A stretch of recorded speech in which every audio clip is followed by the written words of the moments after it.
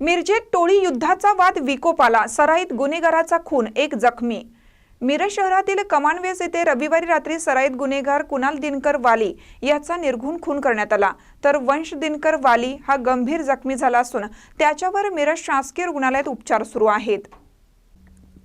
गेल्या काही दिवसापासून मिरजेत दोन कोयता गँगमध्ये वाद सुरू होता, त्यातून एकमेकावर हल्ले देखील झाले होते। रविवारी रात्री कुणाल आणि वंशवाली दोघे कमानवेस येथून जात असताना हल्लेखोरांनी त्यांना अडवले। यावेळी त्यांच्यात वाद सुरू झाला आणि त्यातून हल्लेखोराने कोयत्याने दोघांवर हल्ला केला।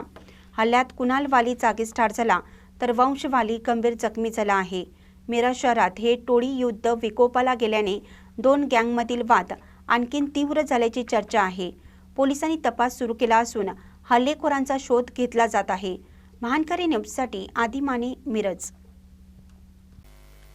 ताज्या बातम्यांसाठी महानकरीला सबस्क्राइब करा आणि बेल आयकॉनला क्लिक करा।